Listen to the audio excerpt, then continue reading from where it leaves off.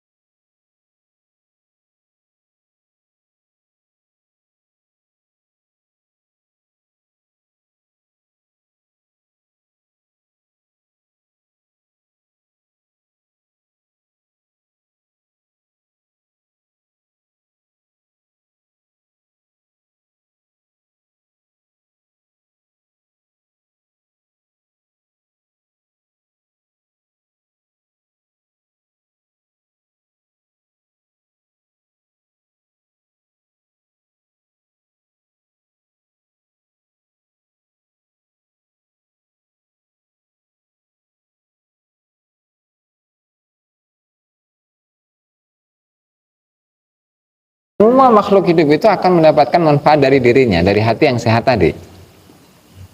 Manfaat dari apa? Misalnya alam semesta berbicara, alam semesta gitu ya, berbicara masyarakat atau daerah, negara, atau kampung, atau desa. Desanya itu makmur, tidak kekurangan air, tidak kekeringan, tuh kan.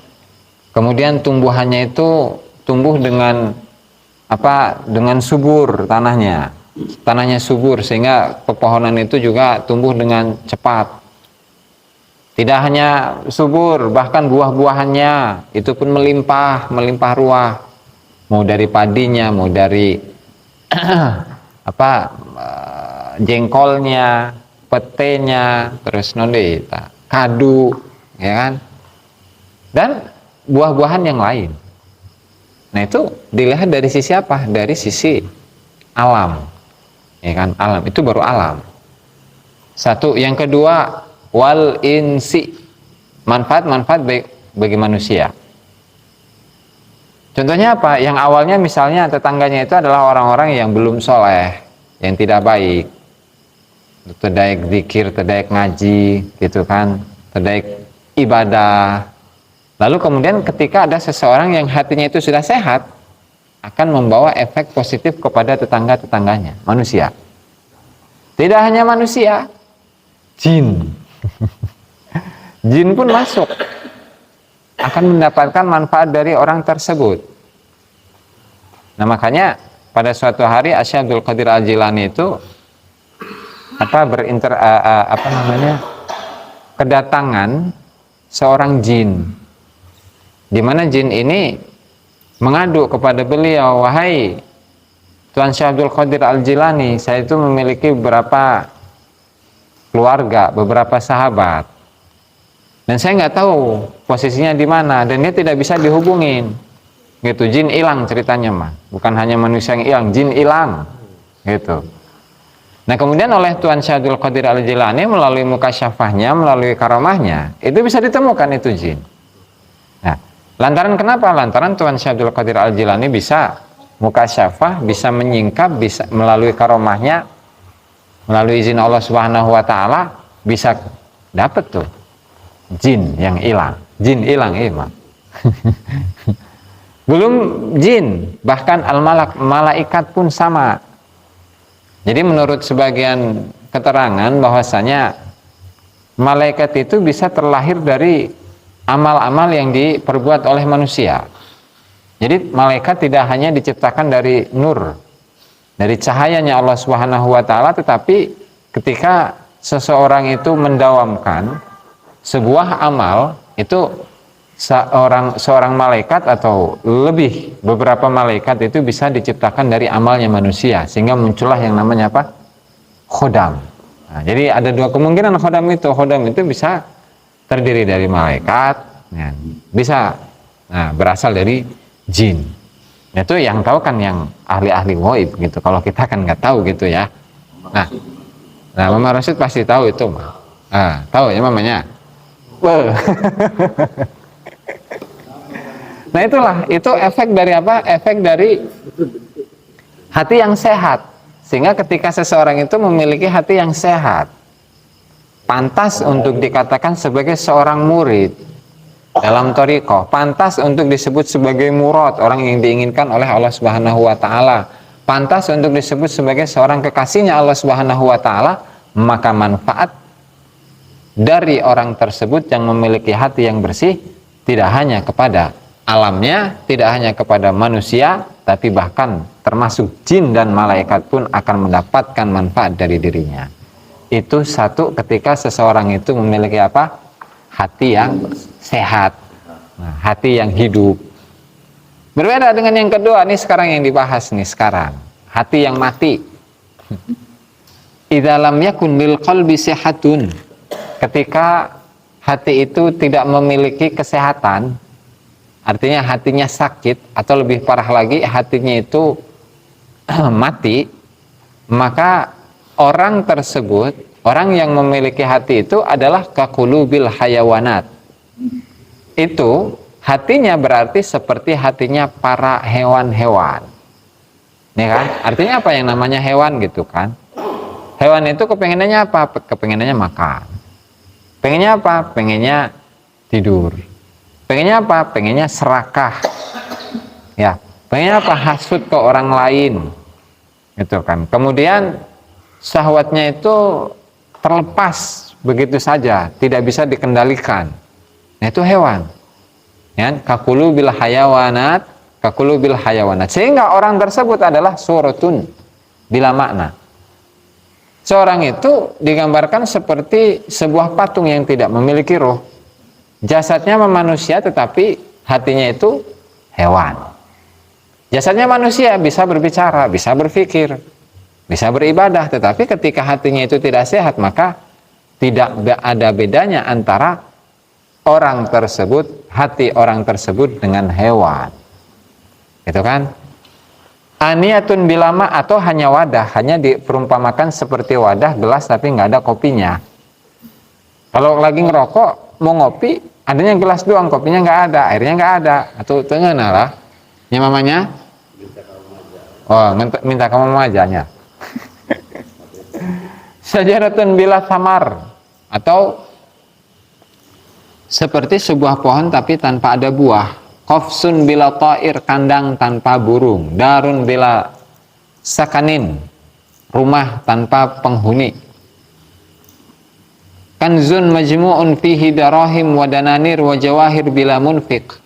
Harta yang melimpah yang berupa dinar, dirham, dan harta atau benda-benda yang mahal, benda-benda yang berharga, tapi bila munfikin tidak bisa dimanfaatkan. Jasadun bila ruh, jasad tanpa ada ruh. Kal ajsadil ladzi musikhat ahjaran fa hiya suratun bila makna. Itu seperti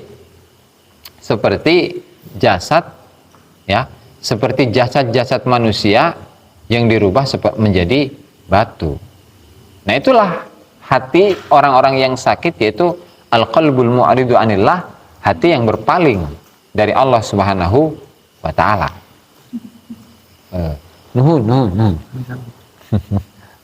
Al-qalbu mu'ridu anillah, al-qalbul mu'rid anillah, hati yang berpaling dari Allah taala. Makanya dalam sebuah ayat Allah Subhanahu wa taala serupakan hati yang mati itu seperti batu. Tsumma qasat qulubukum mimma dzalika fahiya kal hijarah aw asyaddu qaswah. Kemudian hati kalian itu menjadi keras setelah melakukan kemaksiatan kepada Allah Subhanahu wa taala. Maka kondisi hati itu adalah seperti apa? Fahiya kal hijarah, seperti batu. Bahkan tidak hanya batu doang, au asyaddu qaswah.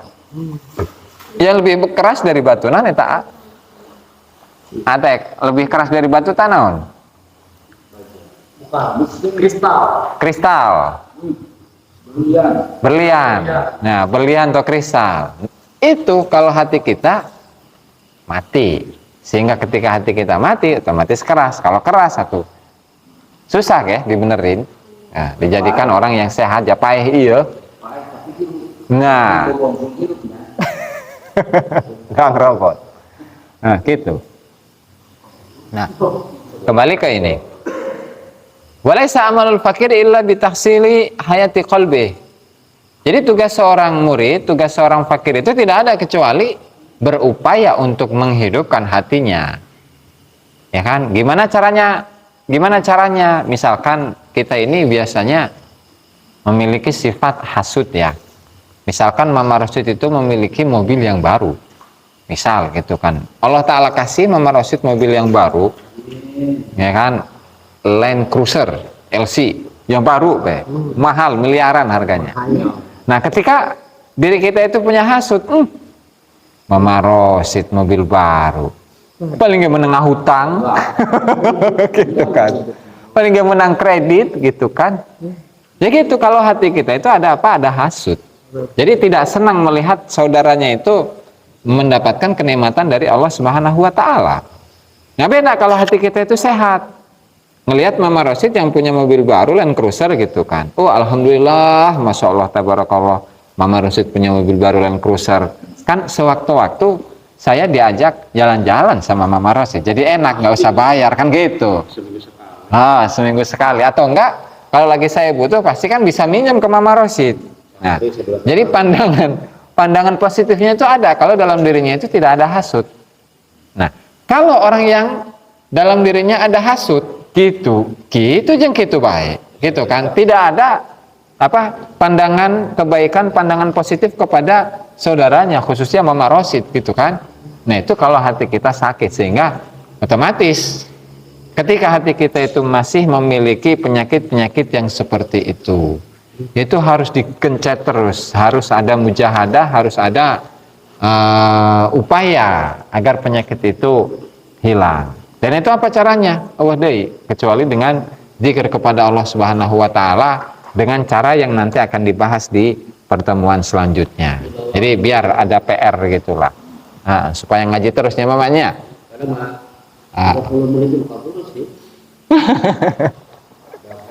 Gitu ya. Oke. Oh gitu. Siap. An kulli syai'in hayati qalbihi bitahsil hayati qalbihi an kulli syai'in yasghuluhu anillahi ta'ala. Pokoknya dari segala sesuatu yang membuat dirinya tersibukkan dari Allah Subhanahu wa taala itu harus dilawan. Harus diupayakan agar hati kita itu hidup. Gitu kan ya, karena perumpamaan hati dari manusia itu seperti qalbit tahun, itu seperti nyawanya atau porosnya penggiling. Jadi kalau dulu itu tahun itu adalah dua batu yang bisa gitu kan, yang bisa naik turun.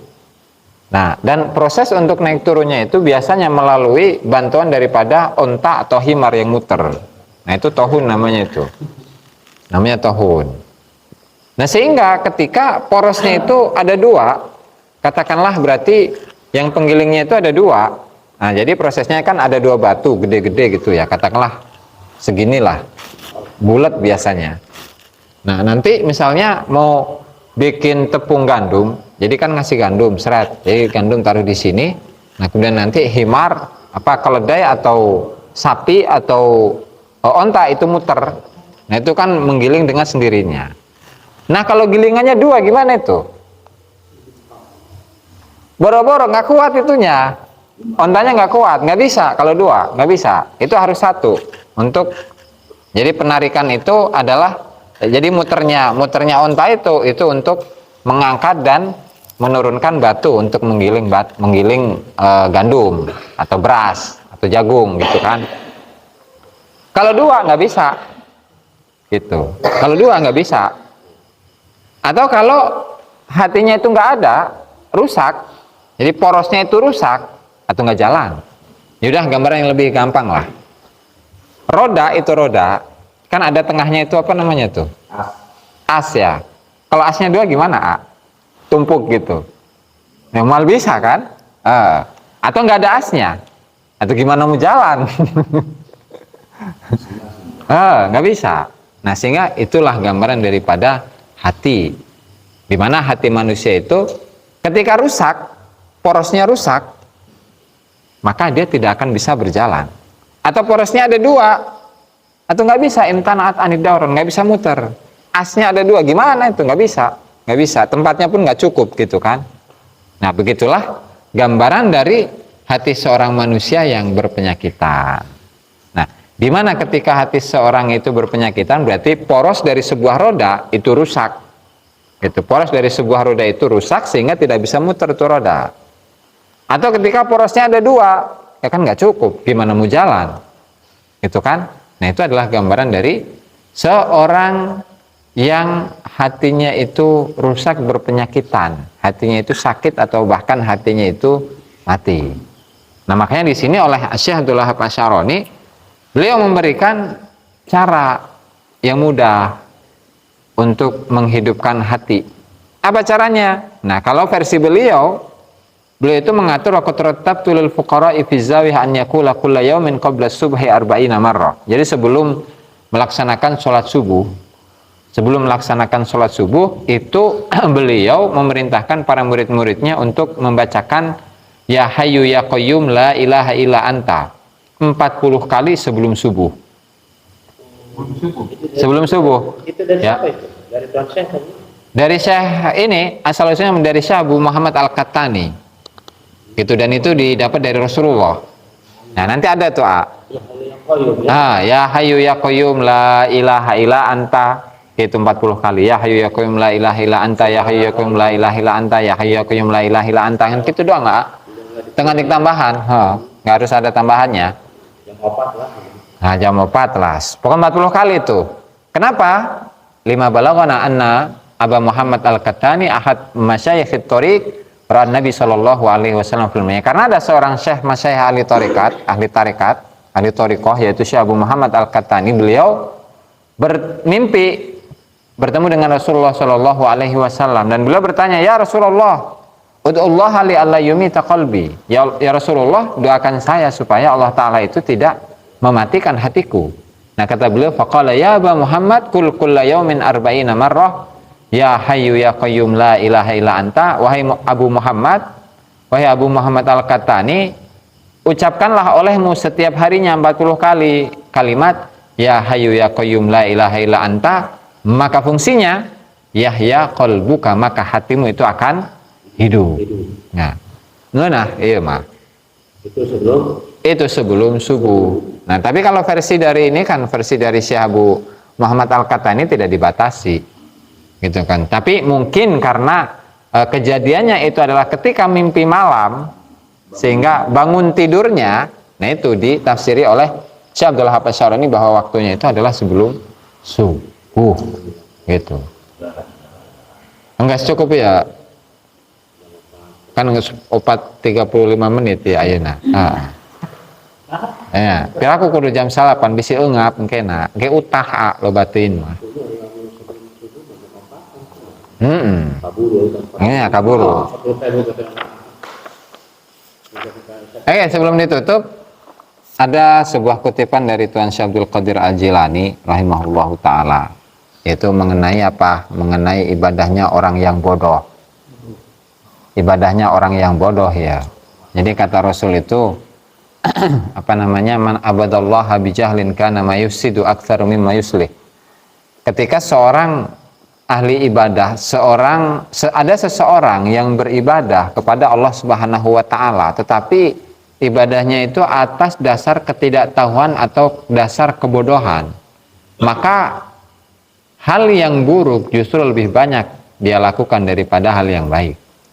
Gitu. Sehingga apa? Ta'allamil ilma hatta tadri kaifa tu'adihim wa tahdhar minhum. Tsumma tadri kaifa ta'bud rabbaka azza wa jalla. Al-jahil la yuqbalu minhu ibadatun. Belajarlah ilmu, pelajarilah ilmu. Perbanyaklah ngaji sehingga engkau tahu bagaimana engkau melawan musuh-musuhmu itu. Ya, mulai dari setan, mulai dari hawa nafsu, mulai dari tabiat, mulai dari kawan-kawan yang buruk, akronakasu. Ya kan? Itu semua adalah musuh-musuhmu. Nah, sehingga dengan ngaji ini bisa melawan mereka nih, para musuh-musuh kita, mulai dari setan, hawa nafsu, tabiat, teman-teman yang buruk. Nah, itu bisa dilawan. Melalui apa? Ta'allamil ilma, melalui ngaji, belajar, perbanyak ngaji. Wa tahdhar minhum, dan engkau bisa menjauhkan diri dari mereka, mengingatkan mereka bahkan tidak hanya itu. Tsumma tadri kaifa ta'budu rabbak. Ketika kita memperbanyak ngaji yang khususnya berkaitan dengan yang bersinggungan langsung dengan ibadah, maka ya kita sedikitnya tahu bagaimana tata cara kita beribadah kepada Allah Subhanahu wa taala.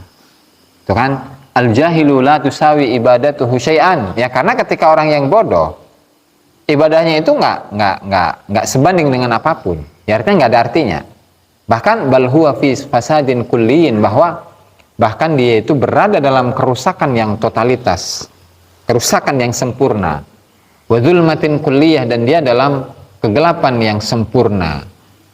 Dan ketika kita pun mendapatkan ilmu, tetap masih ada godaan. Ya kan? Wal ilmu aidan la yanfa. Ilmu itu juga tidak ada manfaat illa bil amal. amal kecuali dengan amal. Dan meskipun kita sudah beramal, itu pun juga tidak membawa manfaat kecuali apa? Illa bil ikhlas. Kecuali dengan ikhlas. Fihi. Ya karena kullu amalin bila ikhlasin la yanfa. Ya karena setiap amal yang amal tersebut tidak ada keikhlasan, itu sama, tidak ada manfaatnya. Jadi prosesnya itu ada 3 gitu ya. Yang pertama adalah mengejar keilmuan agar kita tahu bagaimana caranya ibadah, bagaimana caranya beramal. Kemudian yang kedua, kita sudah punya ilmunya, kemudian sudah kita amalkan, itu pun masih belum selesai, tapi harus ada keikhlasan. Ya karena ketika ibadah kita itu adalah ibadah yang sepi dari ikhlas, maka itu sama saja seperti tadi bobongkong hirup. Jadi jasad tanpa ruh, gelas tanpa isi, rokok tanpa kopi, kan tengenah kan? Bahkan ketika kita sudah berilmu, idza alimta, ketika kita sudah berilmu, walam ta'mal, dan kita belum mengamalkan ilmu tersebut, maka justru ilmu itu akan menjadi hujjatun alaika, akan berhujjah untuk dirimu. Di mana dalam sebuah hadis Rasulullah SAW mengatakan, al-jahilu yu'adzabu marratan, orang yang bodoh itu akan disiksa hanya sekali. Sementara wal alimu, sementara orang yang berilmu, sab'a marratin, itu siksanya sampai 7 kali. Nah lalu kemudian jangan sampai hadis ini dijadikan hujah. Bukan di hadis itu misalnya kalau orang yang bodoh itu disiksa hanya sekali. Nah, orang pintar 7 kali lipat. Mending aing bodoh. Atuh salah itu mah. Bego kuadrat mah, goblok kuadrat mah. Artinya ya, dia sudah tahu dirinya bodoh, tapi nggak mau belajar. Dan ketika mendengar sebuah hadis, orang bodoh disiksa sekali, orang yang berilmu disiksa 7 kali. Atau mending aing jadi jelma bodoh disiksa cuma ngan sekali ungkul gitu. Kan goblok dia itu mah. Makanya al-jahilu lima lam yata'alam. Orang ketika seseorang itu bodoh, nggak punya ilmu, kenapa sih dia itu nggak belajar? Wal alim, dan ketika ada orang yang berilmu, lima lam ya'mal bi ilmi, kenapa sih dia itu tidak mau beramal dengan ilmunya? Ya sudah, ta'alam, belajarlah, wa amal, amalkanlah, itu kan? Wa alim, dan setelah itu, setelah kita belajar, setelah kita itu berilmu, setelah kita mengamalkan, baru setelah itu diajarkan kepada orang lain. Maka baina dzalika yajma'u lakal khaira bi asrih. Ya karena ketika kita melakukan 3 hal tersebut, maka sesungguhnya kita telah mengumpulkan seluruh kebaikan. Nah, kemudian di sini idza sami'ta kalimatan minal alim, ketika kita ini mendengarkan sebuah kalimat dari orang yang berilmu. Misal kita mendapatkan sebuah ilmu dari abah gitu, atau dari abuya, dan kemudian kita mengamalkan ilmu tersebut. Setelah itu kita ajarkan kepada orang lain, wa 'allamtaha li ghairik, kana dzalika laka thawaban. Setelah itu otomatis kita akan mendapatkan 2 pahala. Berbicara pahala nih, yang pertama thawabul ilmi, bahkan 3 ini. Thawabul ilmi, yang pertama kita mendapatkan pahala karena mendapat ilmu. Yang kedua wal amali, mengamalkan, ya kan? Kemudian yang ketiga wa thawabut ta'allum, dan ada pahala belajarnya. Ada 3 di situ, ya kan? Sehingga karena di sini Tuan Syekh sering kali mengingatkan kita untuk belajar. Makanya yang namanya belajar, yang namanya ngaji itu nggak ada batasnya, nggak ada stopnya sampai kita meninggal. Gitu. Baru setelah kita meninggal kakarak mah nggak setengah ngaji kita nanaon gitunya mamanya. Allah yaqta majlis dzikri qabla an yagiba anil aqwan, wallahu taala a'lam bissawab. Mikalah para hadirin rahimakumullah, pengajian yang dapat disampaikan mudah-mudahan bermanfaat bagi kita semua dan semoga kita bisa mengamalkannya. Amin ya robbal alamin. Sebelum ditutup barangkali Mama Rosid ada pertanyaan. Iya itu tuh. Yang dimaksud ya kayak koyong gairah apa gimana? Jadi itu cukup dengan mengamalkannya, membacanya setiap sebelum subuh. Ya, ketika berbicara mengenai zikir gitu ya, mengenai amalan, tetap amalan kalau tidak diyakini mah, kita nggak yakin, niatnya nggak bagus, kemudian tidak ada penghayatan atas apa yang kita baca, Allah tengefek, tetap sarwa baik, gitu. Ya karena intisari dari amalan itulah ya keyakinan itu sendiri. Kalau kita tidak yakin dengan sebuah amalan, setelah itu kita amalin, mual ngefek. Kalah dengan orang-orang yang zaman dulu kayaknya. Bismillahirrahmanirrahim, angudu, ya kan? Tapi saktina masya Allah, gitu. Dasarnya apa? Yakin. Itu. Dengan adab-adab zikirlah dikaitkan dengan itu, gitu. Penghayatan ya Hayyu, Allah yang Maha Hidup. Ya kan? Berarti apa? Karena Allah Ta'ala yang Maha Hidup, berarti Allah Ta'ala bisa menghidupkan hati-hati kita yang mati. Gitu. Tidak hanya hati yang hidup, tidak hanya hati yang mati, bahkan kehidupan kita nanti bisa menjadi kehidupan yang bahagia di dunia dan akhirat. Tidak hanya itu, Allah Ta'ala melalui sifat hayatnya, sifat hidupnya Allah Subhanahu wa Ta'ala, ilmu yang ada dalam diri kita pun bisa hidup dan seterusnya. Menghayati makna. Itu. Kartusnya hanya. Nah, yang maha menghidupkan. Ya Qayyum, yang maha berdiri atau yang maha tegak atau menegakkan. Jadi supaya kehidupan kita setelah hati hidup itu terus menerus akan tegak dalam hidup. Gitu, tidak sekarang hidup besok mati, enggak. Ya, la ilaha illa anta sama kayak la ilaha illallah itu. Konon. Tahu si AA. Ya bisi aya nu sanes. Wallahu taala alam bissawab. Wassalamualaikum warahmatullahi wabarakatuh.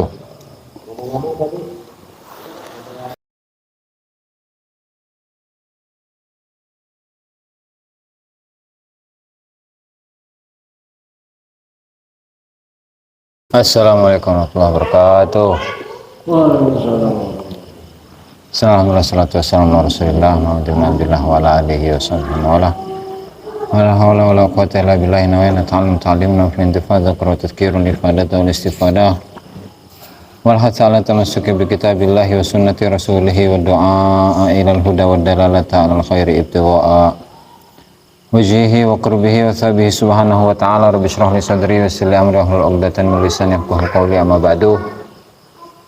Para hadirin yang dimuliakan Allah Ta'ala, mari kita lanjutkan pengajian kitab Al-Anwarul Qudsiyah fi Ma'rifati Qawaidis Sufiyah karya Syekh Abdul Wahhab Asy-Syarani rahimahullah. Dan sebelum kita mulai, mari kita hadiahkan Al-Fatihah kepada mu'alliful kitab, semua ulama, semua guru kita, semua orang tua kita, muslim muslimat, mu'min mu'minat. Ala hadiniyah wa la kulli niyatin shalih wa la manabihi aslahuna shalihun wa la hadratin Nabi Muhammad sallallahu alaihi wasallam. Al-Fatihah.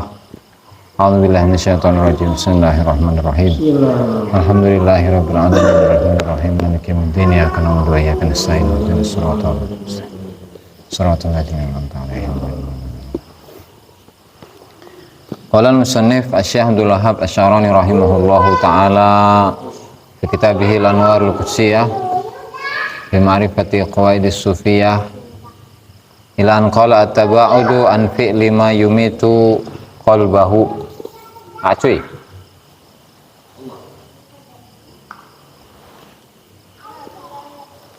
At-taba'udu utawi iki iku gawe adoh an fi'li ma saking gawe barang yumitu kang ngematiaken apa ma qalbahu ing atine man atau murid.